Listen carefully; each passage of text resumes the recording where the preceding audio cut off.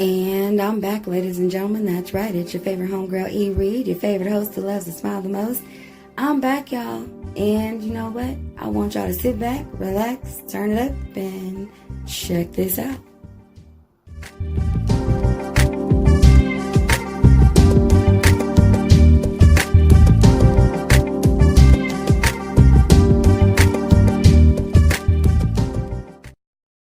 And I'm back, everybody. That's right. It's your favorite homegirl, E. Reed. I'm back with another Reality Radio episode, and this is a My Two Cents episode because I want to talk about something that recently happened on my Facebook page because of something I had posted, and it kind of got heated, and I want to know what y'all's opinions are after I tell you what the outcome was.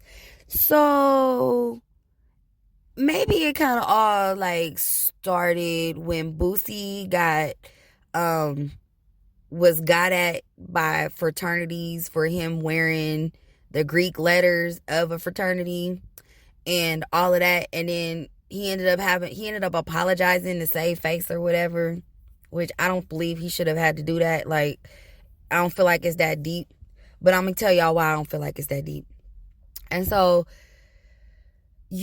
I posted on my Facebook and I gave a disclaimer. I was like, no shade, but why is it okay for non-members to wear fraternity and sorority gear or something like it was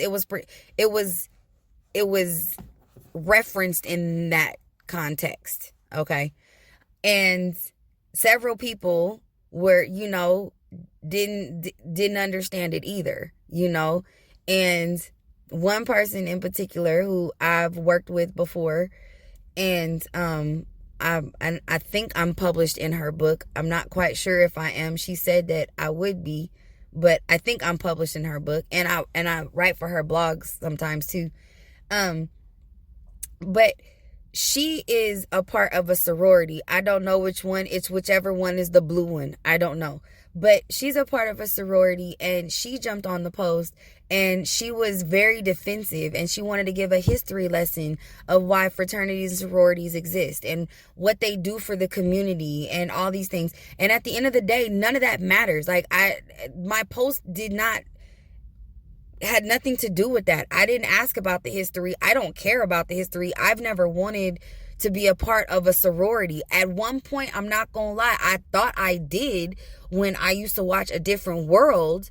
But then as I got older and I started to like do my own research and paying attention of how they interact with each other and treat each other, I didn't want to be a part of that, because to me it felt like it was more division within the Black community. Like, I feel that it just causes more division. I'm sorry. Like, that's just how I feel about it. I've seen it firsthand.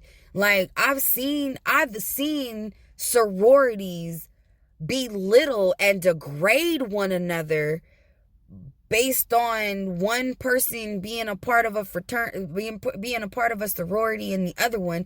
And then I've seen fraternity guys like go at it. So like all I'm saying is that it don't change the price of rice.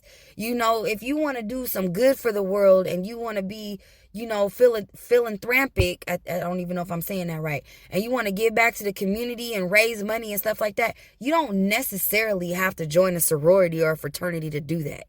You know what I mean? But I'm digressing. So anyway, my colleague, she's going and jumping on other people's posts and trying to force them to understand her opinion or her experience of what being in a sorority is all about. And at the end of the day, no one cares. Then one person made a really good point. One person said that fraternities and sororities, all they are glorified. Basically, I'm summarizing. They're glorified gangs, and they represent colors, and they get mad at outsiders who wear their colors.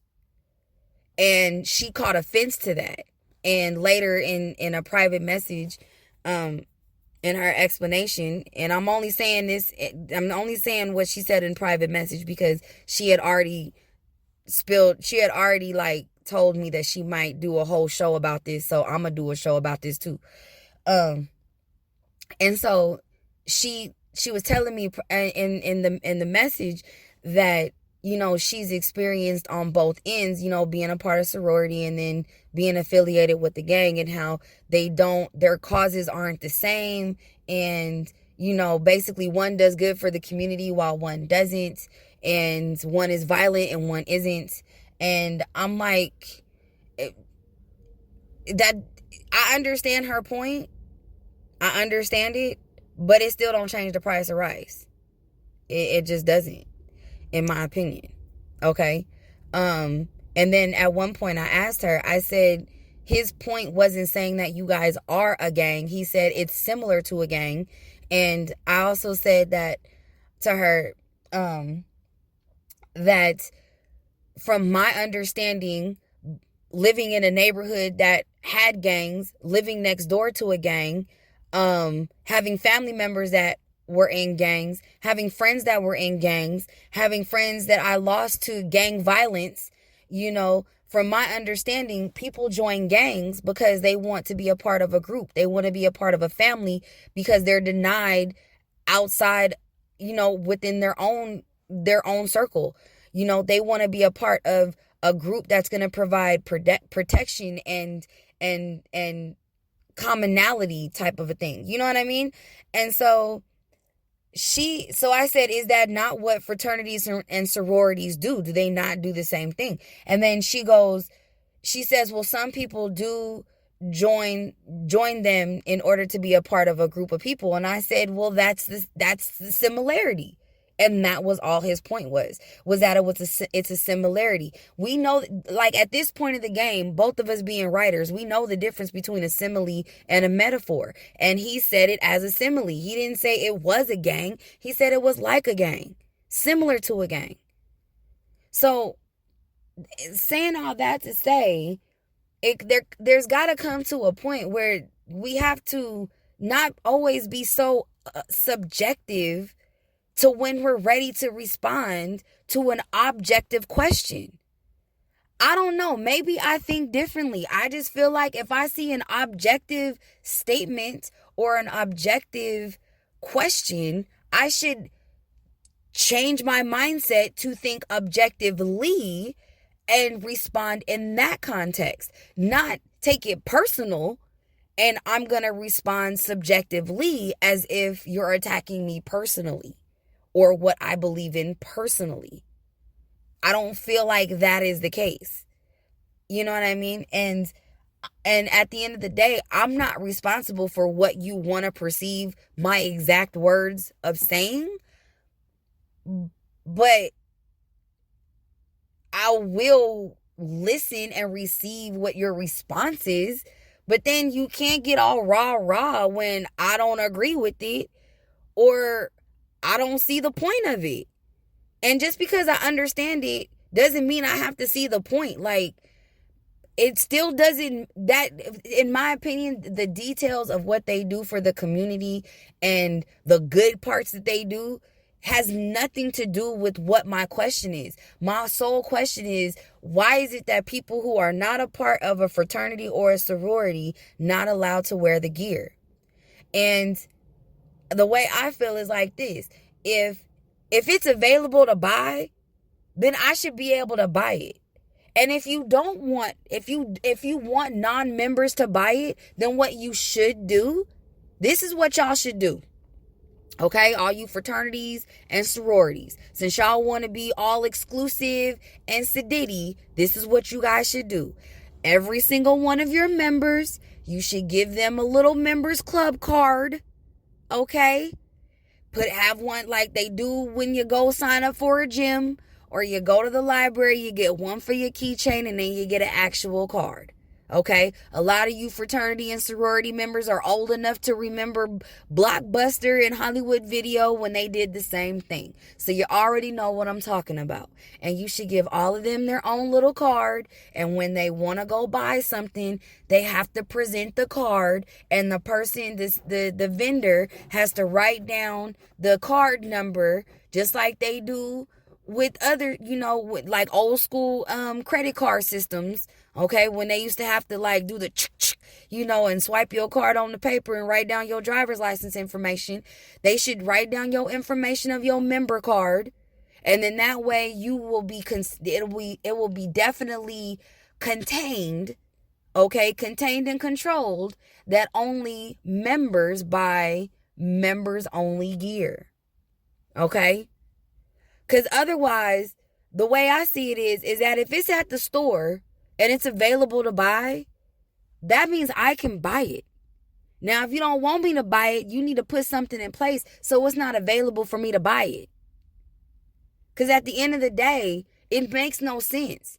Why would it makes no it logically and financially makes no sense that you would not want people outside of the fraternity or sorority to wear your gear and represent your gear, which would ignite curiosity in somebody else to find out what are they wearing, what do those letters mean on their shirt or their hoodie or their tank top or whatever. What does that mean? And who knows, you might gain more members from that. But if you don't want it, then you have the responsibility of controlling it. Y'all want to control everything else. And if that's the case, put something in place to do it. And unless you guys are singling out people who are non-members and you're going after them and you're suing them, because show me where it says, show me the law. And show me the law. That's what I want to know. Show me the law where it's against the law to wear Greek letters if you're not a part of a sorority or a fraternity. Show me the law where it says that. If there is a law that says that, then everything I said goes to the wayside. But if there is no law that says that, then that's just being exclusive and sedity and dividing yourselves from a whole group of people. And I don't agree with that. You can't say you're for the community. You can't say you're for the community and yet you're a part of a group that is literally dividing the community. That makes no sense. Like none. But y'all let me know what y'all think in the comments. What do you think about it? Do you think it's fair for non-members to wear Greek clothing? Do you think Greek members should go after people who are non-members that wear the clothing? Do you think they should put something in place to control it if they don't want people to wear it? Or does it even matter? Do you even care? Did you want to be a part of a fraternity? Are you a part of a fraternity? Did you want to be a part of a sorority? Are you a part of a sorority? Which ones are you a part of? I don't know. Y'all let me know because I want to talk. You talk to me, I talk back. Hey, but I'm about to get up off here. This is what I wanted to give y'all. This is just a little my 2 cents on the whole situation and what happened on my Facebook page. And let me know what y'all think. I love y'all. I'm going to talk to you later. Bye. Have a blessed one.